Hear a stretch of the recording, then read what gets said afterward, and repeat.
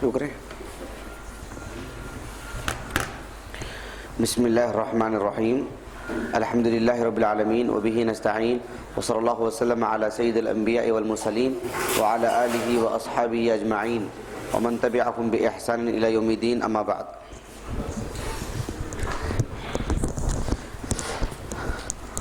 قواعد فقہیہ میں سے جو دوسرا قاعدہ تھا اس کے تحت کتنے قاعدے پڑھے ہم لوگ؟ 10 پڑھ لیے کیا؟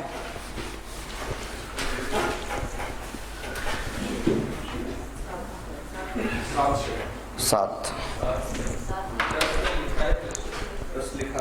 نہیں، وہ بات کے جو پورا تفصیل سے جو پڑھے وہ 6 پڑھے. نمبر 7 الاصل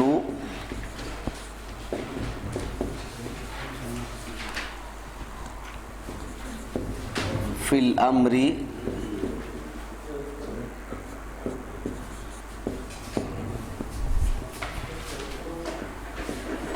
انہ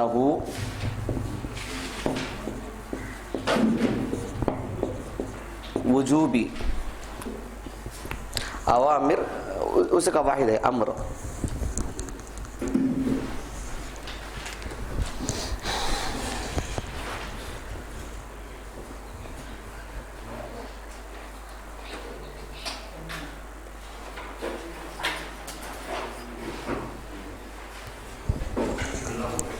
جی ہاں،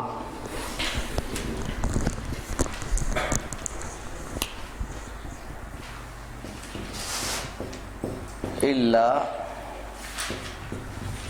ان تصرفہ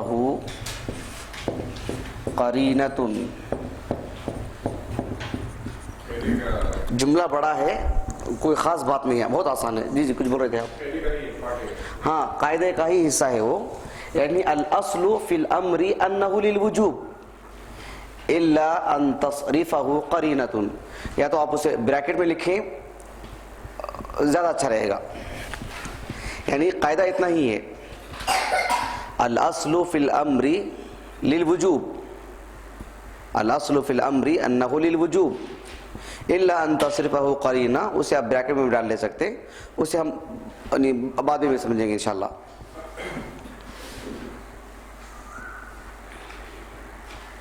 نوٹ بک نہیں لائے آپ کو؟ چھوڑ گیا گئے؟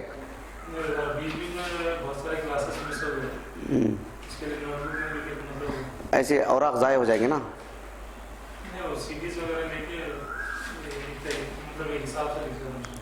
لیٹ مت کرو. ہاں،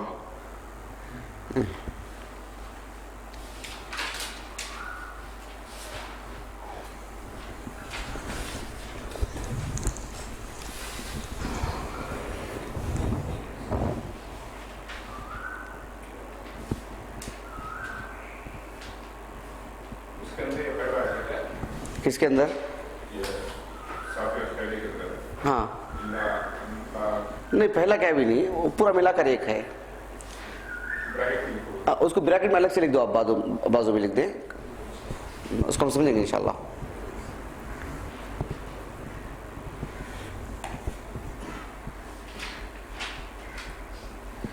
ایک ہے قواعد فقہیہ. القواعد الفقہیہ ایک موضوع ہے، وہ خود ایک بہت بڑا موضوع، بہت بڑا بولے تو بھی بہت بڑا موضوع. ایک اور ہے اصول الفقہ، وہ خود ایک الگ موضوع. سمجھ رہے ہیں؟ آج ہم لوگ جو یہ قاعدہ لی ہے، یہ قواعد فقہیہ سے بھی اس کا تعلق، اصول فقہ سے بھی اس کا بڑا گہرا تعلق ہے. ہم اس میں نہیں جائیں گے تو پھر پورا موضوع سمجھانا پڑے گا. اصول فقہ میں ہمارے جنوبی ہند میں، شاید ہو سکتا ہے پورے ہندوستان میں بھی، ایک کا دکا ہی اس پر جو ہے پی ایچ ڈی کی. معلوم ہے کون ہے ہمارے جنوبی ہند میں؟ دکتر الیاس کو جانتے ہیں آپ لوگ؟ دکتر الیاس، ہاں، وہ اکیلے ہیں جو اصول فقہ میں پی ایچ ڈی کی ہیں. اصول فقہ میں دکتر الیاس حفظہ اللہ. اچھا نہیں، وہ الیاس مکی ہیں. دکتر الیاس جو وہ دکتر بھی نہیں ہے، وہ جامعہ دارالسلام آباد کے استاذ ہیں، ڈاکٹر الیاس، شیخ انیس الرحمن صاحب کے بھتیجے ہیں ڈاکٹر الیاس۔ کیوں شیخ اس میں ایسا کم کیوں؟ ہاں ہر شعبے میں رہنا چاہیے، مطلب اس میں کم لوگ کیوں ہو جاتے ہیں؟ ہندوستان کی جو مدارس سے فارغ ہو کر کے جو جامعہ اسلامیہ جاتے ہیں اس میں 90 بلکہ اس سے بھی زیادہ فیصد طلبہ اہل حدیث طلبہ ہی جاتے ہیں جامعہ اسلامیہ اور دیگر سعودی جو جامعات ہیں۔ اور ہندوستان کے جو طلبہ ہیں اہل حدیث طلبہ، ان کا جو ان کا شوق ہے، رغبت ہے، عموماً حدیث میں ہے، کلیت الحدیث میں پڑھتے ہیں اکثر۔ اور جو ہندوستان کے جو پرانے مدنی علماء ہیں ان میں سے آپ کلیت الحدیث سے پڑھے ہوئے کسی کو نہیں پائیں گے، کیونکہ اس وقت کلیت الحدیث تھا ہی نہیں۔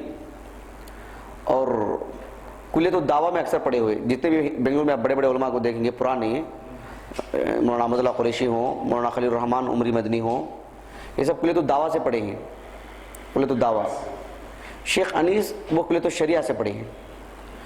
کلیت الدعوہ سب سے ہلکا پھلکا، سب سے ہلکا پھلکا، بلکہ اس کے لیے ایسے الفاظ استعمال کرتے ہیں، وہ ریکارڈ ہو رہا ہے میں بیان نہیں کرتا، وہ بتلاؤں گا نہیں میں، وہ ایسا ہے ہلکا پھلکا موضوع ہے وہ کلیت الحدیث سے۔ کلیت الحدیث کے جتنے اساتذہ ہیں سب کلیت الحدیث سے جی۔ تو بنگلور میں جو جتنے بھی مدنی علماء ہیں یا تو کلیت الحدیث سے ہیں یا تو کلیت الشریعہ سے ہیں۔ شیخ امین ہیں، شیخ شفیق ہیں، عبدالصبور حماد ہیں، وہ سب کلیت الشریعہ سے پڑھے ہیں وہ لوگ۔ وہ شیخ عبدالصبور حماد کے ایک بھائی ہیں، شیخ عبدالوکیل ان کا نام، وہ کلیت اللغات سے کی ہیں، لیکن پی ایچ ڈی کسی نے نہیں کی، دکتورا کا رسالہ کسی نے نہیں کیا ہے بنگلور میں۔ دکتور کوئی نہیں ہے جنہوں نے دکتورا کی ہوں، ایسے کوئی نہیں ہے۔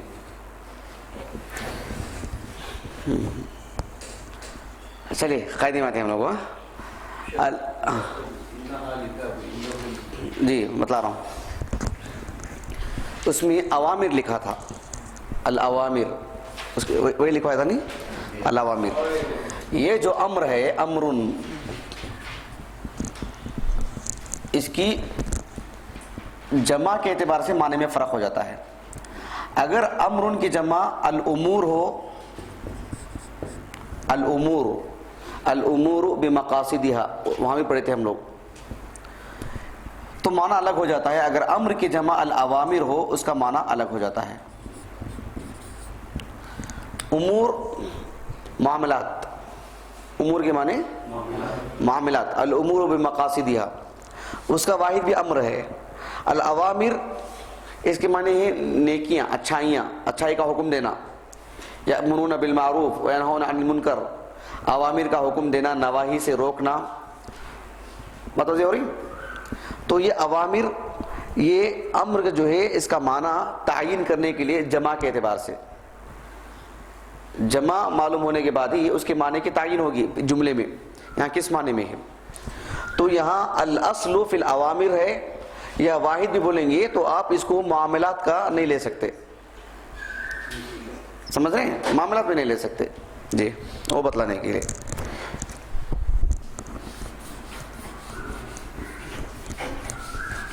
یہ قاعدہ بڑا اہم ہے۔ اصول فقہ سے کچھ تو آشنائی ہے آپ لوگوں میں سے کسی کو؟ اصول فقہ جو موضوع ہے، کہیں کچھ نہ کچھ پڑھے ہیں، کچھ نہ کچھ سنے ہیں؟ اچھا اچھا اچھا۔ تو قواعد فقہیہ ایک الگ موضوع ہے، مستقل الگ موضوع ہے، اور پھر یہ ایک الگ موضوع ہے۔ یعنی جیسے آپ لوگ سنے ہوں گے کہ جو ہے اس کو حرام بولتے ہیں، اس کو واجب بولتے ہیں، اس کو مندوب بولتے ہیں، یہ مستحب ہے، یہ فرض ہے، سمجھ رہے ہیں؟ ان سب کا تعلق اصول فقہ سے، وہ آیتوں سے استخراج کرتے ہیں وہ، خیر وہ پورا سمجھانا پڑے گا، الگ موضوع ہے وہ۔ ہم لوگ قواعد فقہیہ سے اس کا کیا تعلق ہے وہ ہم لوگ پڑھیں گے انشاءاللہ۔ اس کا کیا تعلق ہے؟ الاصل فی الامر انہ للوجوب، الامر یعنی جب جملے میں پڑھتے ہیں ہم لوگ کسی کام کے کرنے کا حکم دیا جاتا ہے کہ ایسا کرو، جیسے آمنو باللہ، اللہ پر ایمان لاؤ، حکم دیا جا رہا ہے نا، وہ اسمعو، سنو، افعل، تم کرو، حکم دیا جا رہا ہے۔ تو الاصل فی الامر، جہاں بھی حکم کا معاملہ آئے گا، کسی کے کام کرنے کا یا کسی کے ترک کرنے کا کہ ایسا نہ کرو، اس کو چھوڑ دو، وہ کام نہ کرو، وہ کام کرو، جس میں حکم والی بات آتی ہے تو اس میں اصل کیا ہے؟ وجوب، وہ کرنا ہی ہے، وہ چھوڑنا ہی ہے، وہ بات سمجھ میں آ گئی؟ لیکن قرآن مجید میں، احادیث میں جہاں بھی اللہ سبحانہ و تعالیٰ نے کسی چیز کا حکم دیا ہو کرنے کا یا چھوڑنے کا، یا اللہ کے رسول صلی اللہ علیہ وسلم نے کسی کے کام کرنے کا حکم دیے ہوں، تو ہر امر میں جس میں بھی کرنے کا حکم دیے ہوں سب میں وجوب ہی کا معاملہ ہے کیا؟ یا بعض اوقات وہاں پر حکم تو دیا جا رہا ہے لیکن واجب ہونے کا معنی نہیں آتا وہاں پر؟ وہ کیسے معلوم ہوگا ہم کو؟ الا ان تصرفہ قرینہ، صرف ہے صرف ہونے معنی پھیرنا، کوئی ایسا قرینہ، کوئی ایسی دلیل یا کوئی ایسا اشارہ وہاں پر موجود ہو جو اس کے واجب ہونے کو پھیر دے کہ وہاں پر واجب والا معاملہ نہیں ہے، تاکہ ایک مسلمان کو معلوم ہو کہ یہاں پر کرنا ہی ہے، ایسا نہیں چھوڑ بھی دیا جائے تو کوئی حرج نہیں، پکڑ ہونے والی بات نہیں اللہ کے پاس۔ جب تک وہ چیز نہیں ہوگی، کوئی قرینہ نہیں ہوگا وہاں پر، کوئی اشارہ وہاں پر نہیں ہوگا جو اس کے وجوب کو ختم کر دے، تو ہم اصل پہ باقی رہیں گے یقین کے ساتھ۔ کسی کام کا کرنے کا حکم دیا گیا تو پھر کرنا، وہ ہم اصل پہ باقی ہوں گے یقین کے ساتھ۔ یہ سمجھ میں آئی بات آپ کو؟ نہیں سمجھ میں آئی؟ یعنی قرآن مجید میں جب ہم پڑھتے ہیں کسی کام، اسی لیے دیکھیے ایک علم کو حاصل کرنے کے لیے دوسرا علم ضروری۔ جب تک اس مدارس میں جو ہم لوگ بولتے ہیں ایک عام آدمی جو مطالعہ کرتے ہیں نا، آپ فرق کر کے دیکھیے، ایک آدمی زندگی بھر مطالعہ کرتا ہے، بہت سارے لوگ ایسے مثال دیے جا سکتے ہیں، زندے بھی ہیں، بہت سارے لوگ مرے ہوئے بھی ہیں، ایک زمانہ 50 سال تک مطالعہ کرتے ہیں، لیکن کسی استاذ کے پاس باضابطہ ترتیب کے ساتھ نہیں پڑھنے کی وجہ سے ان کا مطالعہ بالکل بکھرا ہوا، بے شمار چیزیں پڑھے ہوں گے، ان کو بٹھا دو آپ گھنٹے گھنٹے بولیں گے، ترتیب نہیں رہے گی باتوں میں، نہ ان کے ذہن میں کوئی ترتیب، نہ کسی چیز کی ترتیب سے لے سکتے ہیں نہ دے سکتے ہیں وہ۔ تو مدارس کا یہی فائدہ ہوتا ہے کہ آخری درجے کا بھی جو طالب علم ہوتا ہے، ہم علماء کی جو قدر کرتے ہیں، علماء کا جو احترام کرتے ہیں، وہ اسی وجہ سے 8 سال ان کی وہ جو تعلیم حاصل کرتے ہیں، بنیاد ان کی اتنی مضبوط ہو کے رہتی ہے، اتنی ترتیب وار ان کو علم دیا جاتا ہے، اس کے بعد وہ کچھ بھی پڑھیں گے ایک ترتیب کے ساتھ ہی معلومات ملیں گی ان کو، وہ ایک ترتیب کے ساتھ بتلائیں گے، بات مرتب ہوں گی باتیں ان کے پاس، آخری درجے کا طالب علم کیوں نہ رہے۔ وہی ایک آدمی ترتیب کے ساتھ علم حاصل نہیں کرتا، خوب مطالعہ کرتا، لیکن اس کے پاس کچھ رہتا نہیں، حاصل کچھ نہیں رہتا اس کے پاس۔ یہ بہت اہم چیز، بہت فرق کرنے والی بات ہے۔ تو مدارس میں یہ فائدہ ہوتا ہے کہ ہر موضوع کو پڑھایا جاتا ہے ایک ترتیب کے ساتھ، ایک طالب علم فارغ ہوتا ہے تو جو ہے ایک منظم انداز میں فارغ ہوتا ہے وہ۔ تو یہ سب چیزیں ایسی ہی ہیں، اللہ کا خاص احسان ہے ہم لوگوں پر الحمدللہ، ہم لوگ مسجد میں یعنی بہت سارے موضوعات کو لے کر کے پڑھ رہے ہیں، جس کی وجہ سے سمجھنے میں آسانی ہو جا رہی ہے، ورنہ ہم صرف قواعد فقہ پڑھتے، واللہ کہتا ہوں بہت مشکل ہو جاتی ہے اگر عربی زبان کو نکال دیا جائے۔ عربی زبان اصل ہے، عربی زبان کی بنیاد پر ہم لوگ حدیث بھی سمجھ رہے ہیں، فقہ بھی سمجھ رہے ہیں، تفسیر بھی سمجھ لے رہے ہیں، دیگر مباحث بھی سمجھ لے رہے ہیں۔ تو ایسا ہی معاملہ ہوتا ہے۔ الرحیق المختوم کی بات بتا رہا ہوں میں آپ کو، سیرت ہم لوگ پڑھ رہے ہیں، صرف سیرت کی کلاس ہوتی ہے تو بہت دشواری ہوتی ہے ہمارے لیے، بہت مشکل ہوتی ہے، سوائے اس کے کہ ہلکے پھلکے انداز میں پڑھ لیتے، لیکن اس کی کو سمجھنے کے لیے بھی عربی آنا ضروری، فقہ معلوم ہونا ضروری ہے، تاریخ معلوم ہونا ضروری ہے، حدیث معلوم ہونا ضروری ہے۔ اس سے زیادہ معلومات ہوں گے وہ آسانی سے سمجھ لے گا ساری باتوں کو۔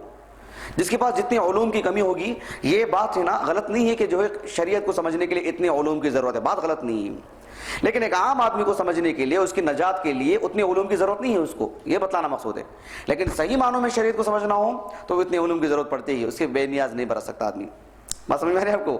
یہاں اندازہ لگائیے، اگر آپ کو عربی زبان آئی ہوتی ہے، عربی زبان بھی آپ سیکھ گئے ہوتے، آپ کی بات کر رہا ہوں، یا آپ کی جیسے کوئی اور کو بھی تکلیف ہوئی ہو تو یہ چیز اتنی مشکل نہیں ہو جاتی۔ تو کسی بھی حکم میں جب اللہ کے رسول حکم دیتے ہوں یا قرآن میں اللہ کی طرف سے حکم آتا ہے کہ ایسا کرو، اقیموا الصلاۃ، اقیموا، نماز قائم کرو، تو الاصل فی الامر انہ للوجوب، اس کے اندر واجب ہونے کا معنی آتا ہے، کرنا ہی ہے وہ۔ لیکن جہاں بھی ایسا آئے تو کیا اس کے اندر وجوب ہی کا معنی کیا؟ کسی میں آدمی چھوڑ دے تو کس بنیاد پر چھوڑے؟ کیا دلیل ہے کہ یہاں پر واجب ہونے کا معنی، یہاں پر وجوب ختم ہو جا رہا ہے لیکن ہے امر کا صیغہ، وہ ہم لوگ سمجھنا چاہ رہے ہیں۔ بات سمجھ میں آ گیا آپ کو؟ بات سمجھ میں آ گیا اچھی طریقے سے؟ جی۔ اس کے لیے ایک چیز جاننا ضروری،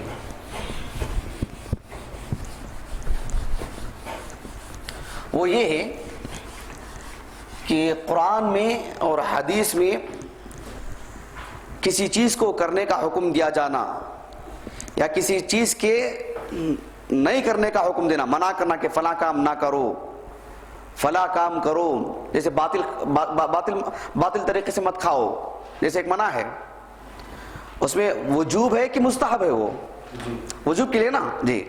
تو کسی کام کے کرنے کا حکم دیا جاتا ہو یا کسی چیز کے روکنے کی بات آتی ہو اور اس میں حکم دیا جا رہا ہے، وہ اس کا ایک ہی طریقہ نہیں ہے، ایک ہی صیغہ نہیں ہے، صرف ایک ہی انداز نہیں آئے گا، افعلوا اسمعوا، ایک ہی انداز نہیں ہوگا، اس کے مختلف اسلوب ہیں، وہ بھی جاننا ضروری. میں آپ کو بتلاؤں گا انشاءاللہ ابھی. ہاں جی.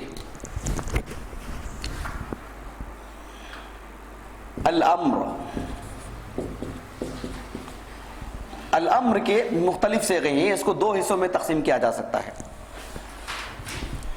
ایک ہیں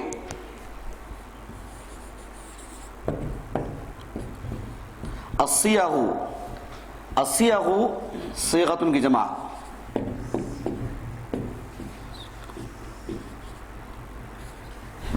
صیغہ بولتے ہیں جیسے مثال کے طور پر 14 صیغے ہوتے ہیں ایک گردان میں. فعل وہ ایک صیغہ، فعلا وہ ایک صیغہ ہے، فعلوا وہ ایک صیغہ ہے. سمجھ رہے ہیں آپ بات؟ سمجھ رہے ہیں؟ سر بھی پڑھا رہے ہیں کیا؟ اچھا ماشاءاللہ، تو سمجھنے میں اور آسانی ہو جاتی ہے. تو یہ جو گردان میں جو ہے ہر ایک صیغہ ہے، اسی میں سے یعنی اس کے صیغے جو امر کے جو صیغے ہیں وہ بھی مختلف اسلوب ہیں، اس کے مختلف انداز ہیں. تو ایک ہے جسے کہا جاتا ہے الصیغ الاصلیہ،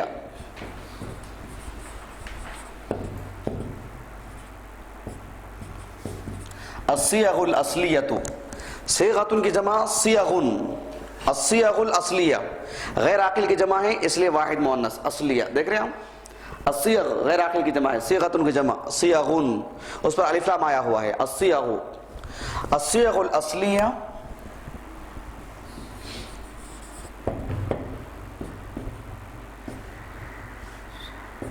الصیغ التابعہ. یہ سب جانیں گے، قرآن سمجھنا، احادیث سمجھنا بہت آسان، بہت بوجھ ہلکا ہو جاتا ہے، بہت آسان ہو جاتا ہے آدمی کو سمجھنے کے لیے. آج کی کلاس آپ پڑھیں گے تو آپ کو معلوم ہوگا کہ شریعت کو سمجھنا کتنا آسان ہے، یعنی کتنا آسان ہو جائے گا یہ دیکھنے کے بعد انشاءاللہ. اور پھر کس قدر باریکیاں ہیں شریعت کو سمجھنے کے لیے، کوئی کھیل مذاق نہیں ہیں، بہت سنجیدگی سے باریکیاں بھی ہیں، آدمی کو لینا چاہیے اس کو. لیکن وہ سب سمجھ لیتا ہے تو آسانی پیدا ہوتی جاتی ہے اس کو باذن اللہ شریعت سمجھنے کے لیے. اچھا، الصیغ الاصلیہ، کچھ صیغے ایسے ہیں جن کو اصلی کہا جاتا ہے، اصل صیغے ہیں وہ امر کے، حکم دینے کے. وہ 4 طرح سے ہیں. ایک ہے فعل الامر، آپ لکھ لیجئے، میں اس کو انشاءاللہ بعد میں مثالیں دوں گا. فعل الامر. دوسرا ہے، ذرا بول کے لکھیں، فعل المضارع. نہیں سمجھ میں آتا ہے مجھے پوچھنا. المقترن.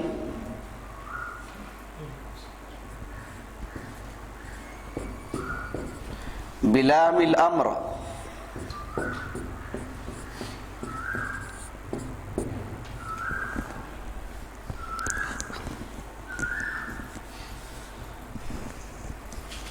نمبر 3 اسم فعل الامر.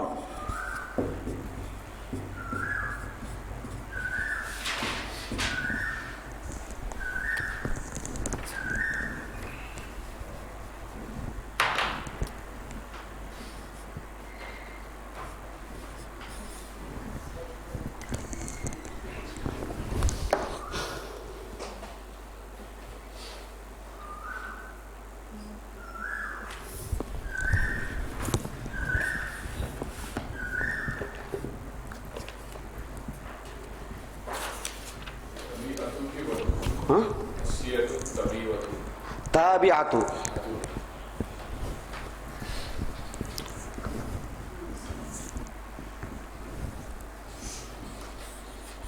المصدر النائب عن فعل الامر.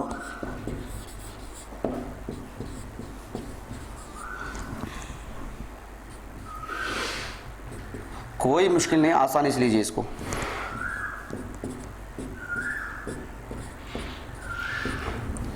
یہ الاصلیہ کے 4 ہیں، وقت ہے نہیں انشاءاللہ. اچھا یہ لکھ لیجئے، بعد میں اس کی طرف آئیں گے، پہلے اس کی مثالیں پڑھ لیتے ہیں انشاءاللہ.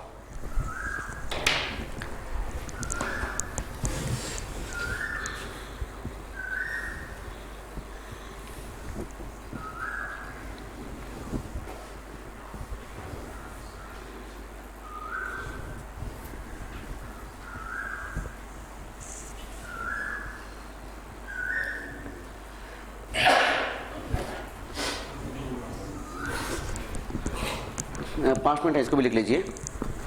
دیکھیے یہاں کا التابع یہاں کا لکھتا ہوں میں.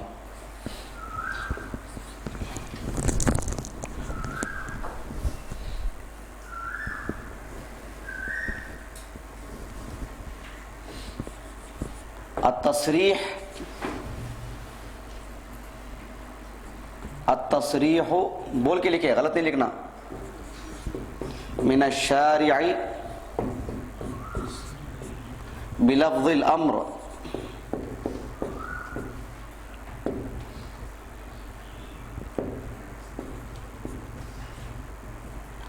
التصریح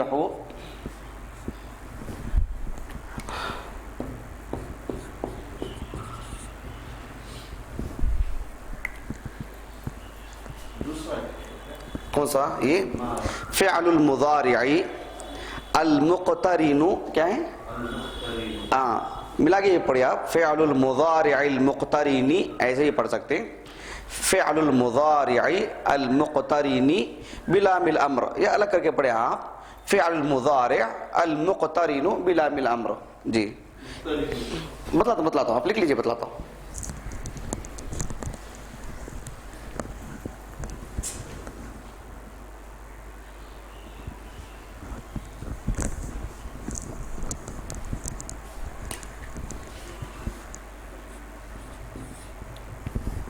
کہاں لکھوں؟ یہ لکھ لی نہیں التابعہ؟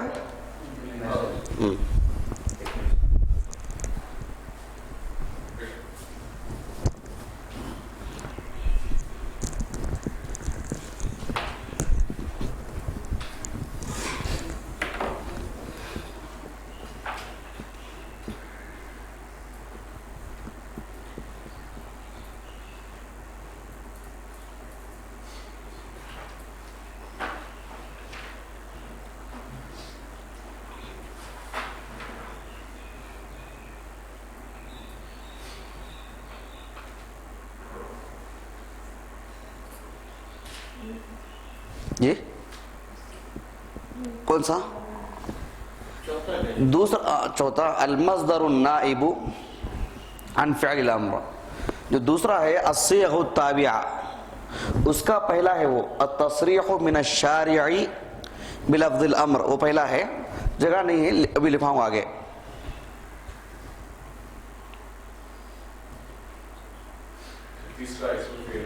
اسم فعل الامر،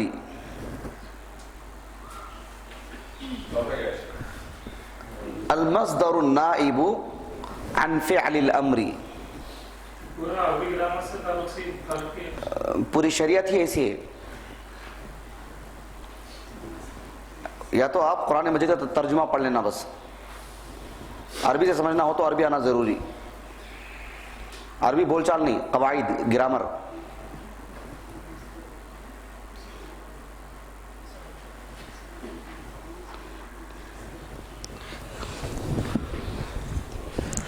جس کو جتنی اچھی عربی آئے گی قرآن مجید سے وہ اتنا فائدہ اٹھائے گا، اتنی لذت ملے گی اس کو تلاوت میں.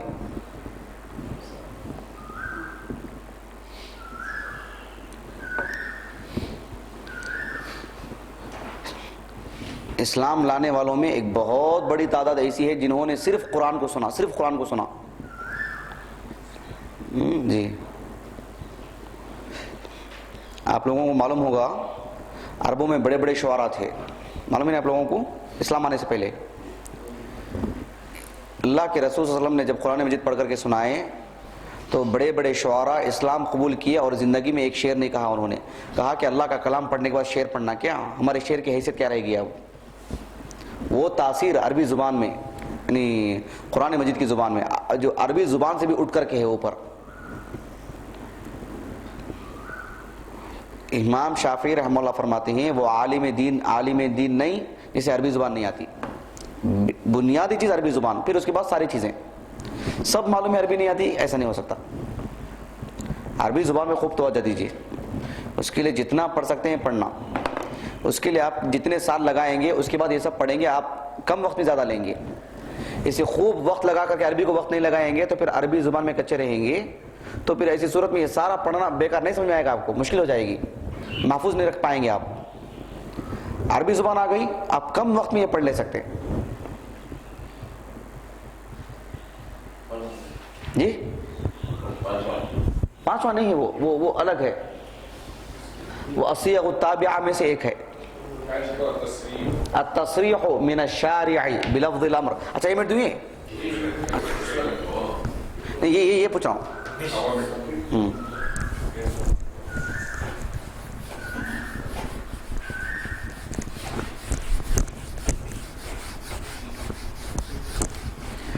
نمبر 1 تو ہو گیا ہے, نمبر 2 یہ لکھتا ہوں یہاں پر. التصریح کون سا اوپر کا کہاں ہے؟ الصیغ الاصلیۃ.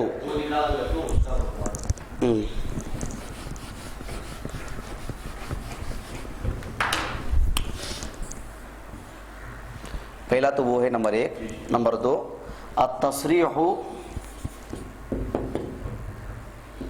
بلفظ ایجابی. کیا ہے؟ بلفظ ایجابی والفرض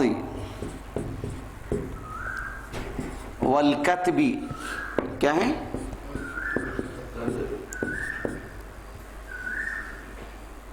والحق. بہت بڑا بوجھ ہلکا ہو جائے گا آپ کا یہ آج کی کلاس جان لیں گے تو شریعت سمجھنے کے لیے انشاءاللہ.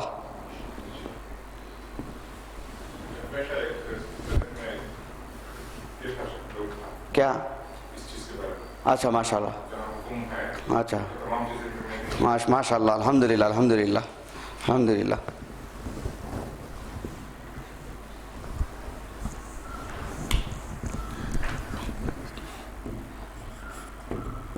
ترتیب الضم,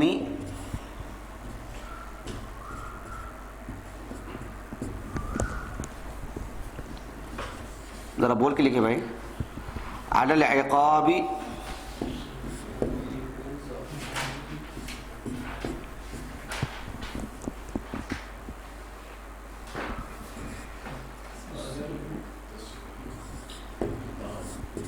والترک.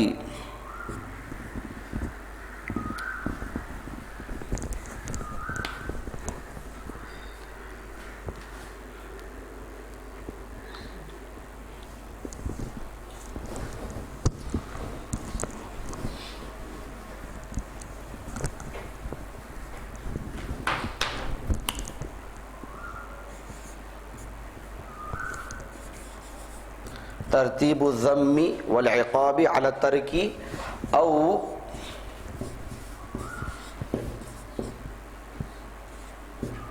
احباط العمل.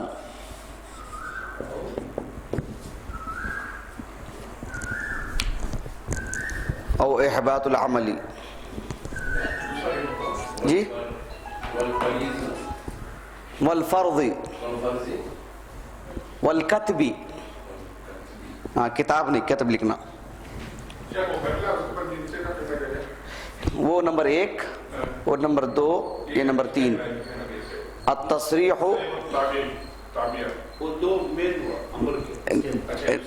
ہاں یہ دوسرا کا نمبر 1, یہ نمبر 2, ایسا اسی لیے ایسا ڈالا ہوں.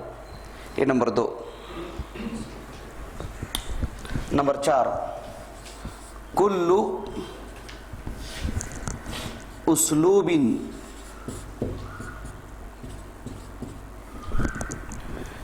فی اللغۃ العربیۃ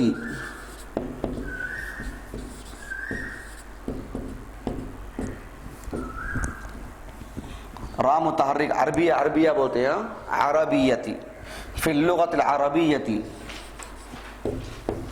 یفید الوجوب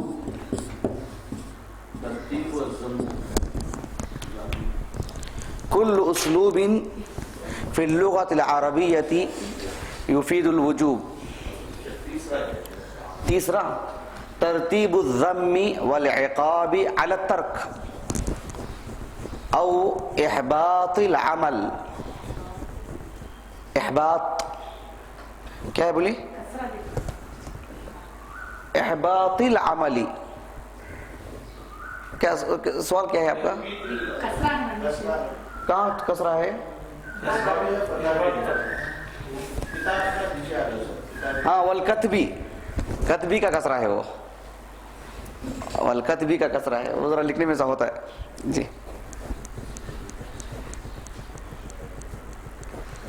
میں جو نوٹ بک میں لکھتا ہوں آپ دیکھیں گے تو بولیں گے ایک نقطہ کہاں کہیں رہتا ہو، وہ میں سمجھ لیتا ہوں، ہر کوئی نہیں سمجھ پاتے.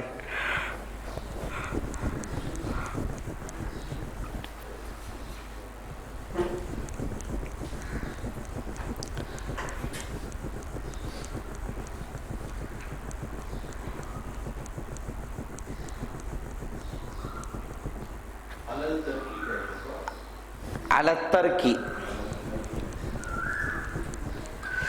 کافی کلاسیں چل رہی ہیں مسجد میں ماشاءاللہ، بہت اچھا ہے. یعنی تقریباً علم جو ہے جو پورے کلاسوں میں شریک ہو رہے ہیں وہ زیادہ فائدہ میں رہیں گے انشاءاللہ.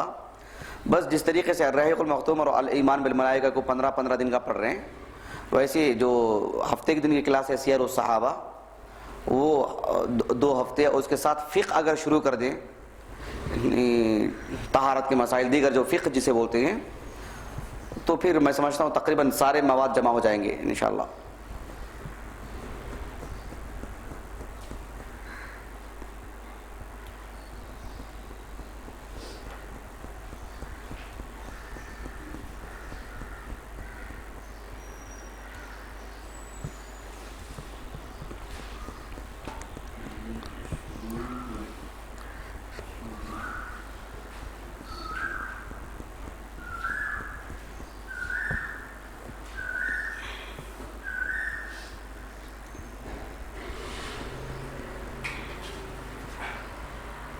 شیخ نور کہاں تک پہنچے ہیں؟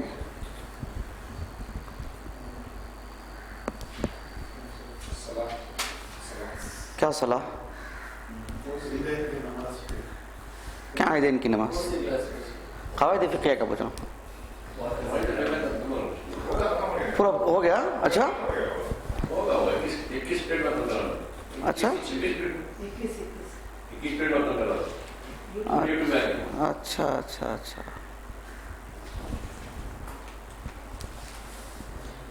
شاید بہت تفصیل نہیں رہے گی میرے انداز سے. ہاں نہیں 21 پیریڈ بولے تو 1 گھنٹے کی 21 گھنٹے.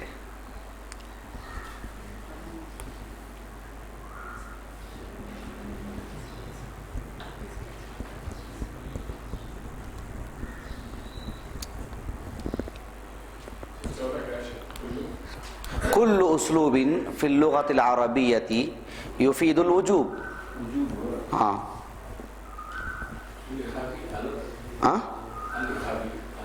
والعقاب علی الترک.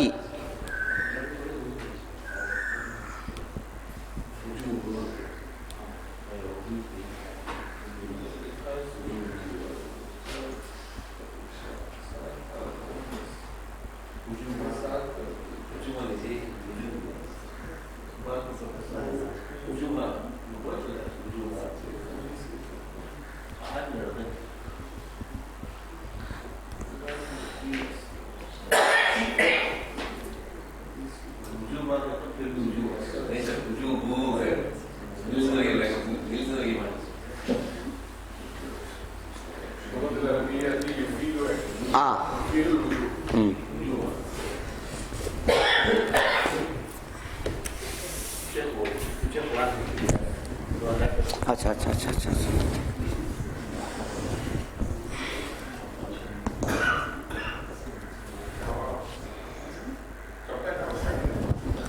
کل اسلوب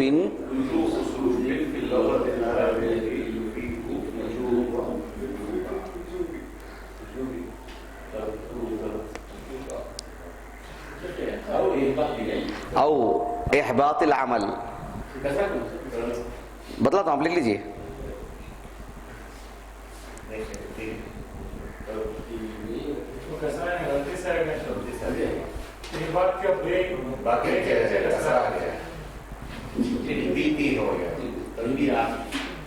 اچھا اچھا ویسا بول رہے ہیں. اچھا اچھا، الف سے پہلے جو بھی حرف آئے اسے کسرہ مل ہی نہیں سکتا. سمجھ رہے نا، معروف قاعدہ. وہ لکھ لیجیے، آپ فتح ڈال لیجیے، فتح ڈال لیجیے. الف سے پہلے جو بھی حرف آئے اسے کسرہ مل ہی نہیں سکتا. کیسا پڑھیں گے آپ؟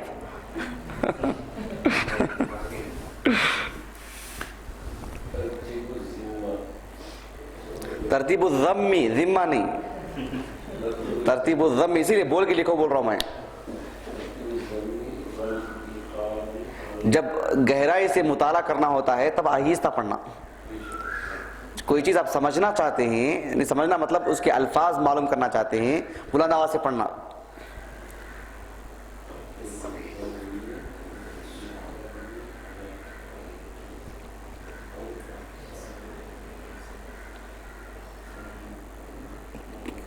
کیسے مطالعہ کرنا چاہیے، کیسے معلومات جمع کرنا چاہیے، کون سے فن کے لیے کس طرح سے مطالعہ کرنا، یہ سب ایک مستقل ایک فن ہے، وہ بھی سیکھنا. جسے مطالعہ کرنے کا شوق ہے، مطالعہ کرنے کا طریقہ نہیں معلوم، پورا پڑھے گا لیکن ترتیب نہیں دے سکے گا، معلومات کو جمع نہیں کر پائے گا. یقیناً ہونا چاہیے، بالخصوص آپ لوگوں کے لیے مطالعہ کرنے کا بھی ایک طریقہ ہوتا ہے. اور اتنا ہی نہیں، ہر موضوع کے لیے آپ تفسیر کا مطالعہ جو انداز ہے آپ حدیث کے لیے نہیں استعمال کر سکتے. سیرت کے لیے وہ انداز اختیار نہیں کر سکتے جو تفسیر کے لیے چاہیے. آدمی کو معلوم ہونا چاہیے، فی الحال میں تفسیر پڑھ رہا ہوں تو اس کے لیے مطالعے کا ذہن بن جانا، اس کا وہ طریقہ آ جانا فوراً. سیرت کو پڑھنے کے لیے بیٹھا ہے، فوراً وہ ذہن بن جانا، اس کا معلومات اچھے لے سکتا وہ. اور نہ اس کو پتہ ہی نہیں مطالعہ کیسے کرنا چاہیے، بیکار. ایسے میں عمریں ضائع ہو جاتے ہیں.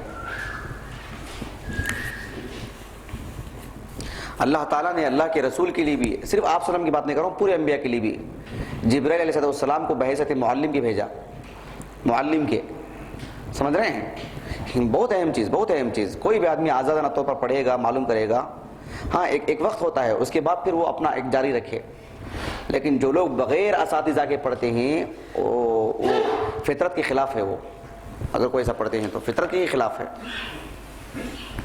چلیے، سب سے پہلی چیز، یعنی ہم یہ موضوع فی الحال پڑھ رہے ہیں کہ ہم لوگ یہ پڑھ رہے ہیں کہ قرآن مجید میں جو بھی حکم دیا جاتا ہے کسی کام کے کرنے کا یا کسی کام سے رکنے کا، اس میں اصل کیا ہے؟ وجوب.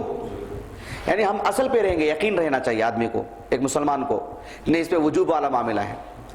ہاں اس کو یہ دیکھنا چاہیے کہ وجوب کو ختم کرنے والی بھی کوئی چیز ہے کیا، وہ کوئی آس پاس کا اشارہ ہے کیا، اسے معلوم ہونا. وہ کیسے، وہ آگے بتاؤں گا میں آپ کو انشاءاللہ. اگر وہ ہے تو پھر اس کا مطلب ہے کہ وجوب والی بات ختم ہو جاتی ہے.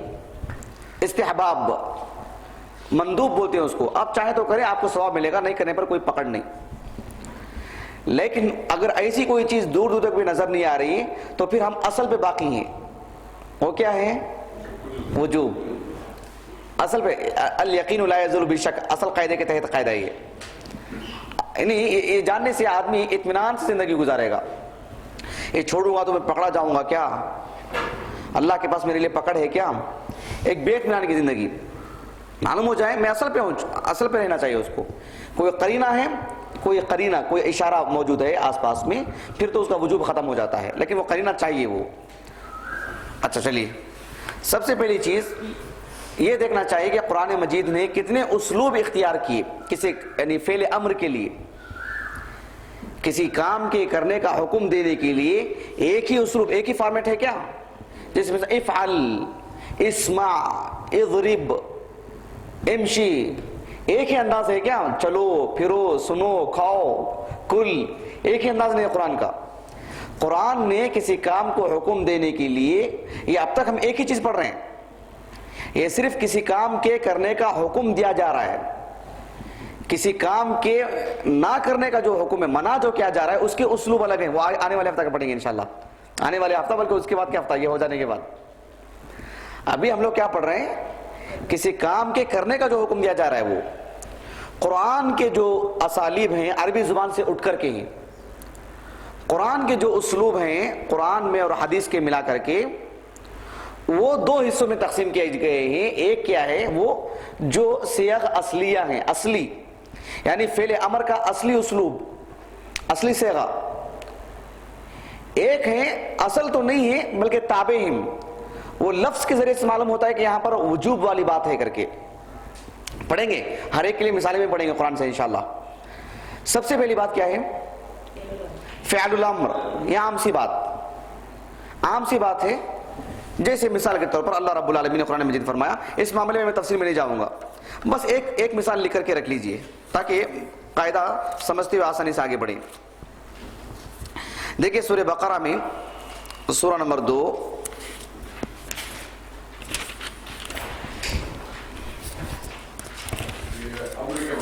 آیت نمبر 40/3۔ جی حکم امر کے مالک نہیں، امر کے معنی کے بول رہے ہیں، ہاں بتلا رہا ہوں نہیں، وجوہ شاہد کا مطلب کیا ہے؟ آیت پڑھیں گے یا حدیث پڑھیں گے اس میں معلوم ہوتا ہے وجوہ شاہد کیا ہے۔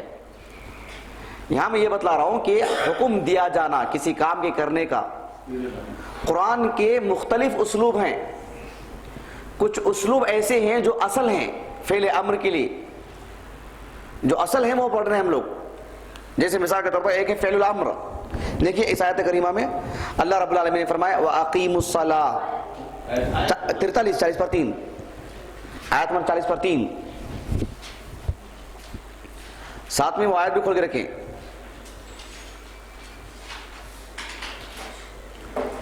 اور میں آپ کو اس سے پہلے بھی بتلا چکا ہوں، آپ اپنے نوٹ بک میں جو لکھتے ہیں کبھی بھی سورہ نمبر آیت نمبر، یہ غلط طریقہ ہے، آپ آیت کا وہ ٹکڑا لکھ کے رکھیں جو اس موضوع کی دلیل ہے۔ پوری آیت دلیل بن رہی، پوری آیت لکھ کے رکھنا، کم از کم اشارہ لکھ کے رکھنا، یا پوری آیت کریمہ میں جو موضوع سے متعلق دلیل ہے وہ بھی لکھ کے رکھنا، وہ تو ہونا ہی ہے۔ ہاں اللہ رب العالمین نے فرمایا وَأَقِيمُوا الصَّلَاةَ، دیکھو اقیمو حکم کا صیغہ، امر کا صیغہ، وَآتُوا الزَّكَاةَ وَارْكَعُوا مَعَ الرَّاكِعِينَ۔ یہ اقیمو، آتو، ارکعو، یہ سب کیا ہے؟ امر کے صیغے ہیں، فعل امر کے۔ یہ اسلوب عام ہے، یہ عام اسلوب قرآن مجید بہت سارے مقامات پر ہے۔ اذا قرئ القرآن فاستمعوا له وانصتوا اسجدوا واعبدوا ربکم یا ایھا الناس اعبدوا ربکم اعبدوا، یہ عام ہے۔ تو الاصل فی الامر انہ للوجوب، اصل یہی ہے، اعبدوا اصل معاملہ وہی، وجوب کا معاملہ کہ واجب ہے اس کے لیے عبادت کرنا اللہ کی۔ آمنوا باللہ، اسجدوا للہ، تو امر میں اصل کیا ہے؟ وجوب۔ کیا ابراہیم بھائی مثلا میں اچھے سے آپ کو الحمدللہ مزید سمجھنا، کوئی بات نہیں، یہ عیب کی بات نہیں ہے۔ پہلی مجلس میں سمجھ میں نہیں آنا، دوسری مجلس میں سمجھ میں نہیں آنا، یہ عیب کی بات نہیں ہے۔ عیب کی بات یہ ہے کہ آدمی نہ سمجھے پھر بھی بولے کہ سمجھ میں نہیں آیا، وہ عیب ہے، وہ مستی سوچیے اس کو۔ آدمی کوشش کر رہا ہے سمجھنے کی، خوب کوشش کر رہا ہے، اس کے اسباب اختیار کر رہا ہے، پھر بھی سمجھ میں نہیں آ رہا ہے، کوئی مسئلہ نہیں، وہ عیب نہیں ہے، وہ آدمی کوشش جاری رکھے۔ ایک معاملہ یہ ہوگا۔ دوسرا معاملہ فعل المضارع المقترن بلام الامر۔ وقت ہو گیا نہیں؟ آنے والے ہفتہ پڑھیں گے، کیونکہ اس کی مثالیں پڑھنا تھوڑا سمجھ کے پڑھیں گے انشاءاللہ آنے والی کلاس میں۔ سبحانک اللہم و بحمدک، اشہد ان لا الہ الا انت، استغفرک و اتوب الیک۔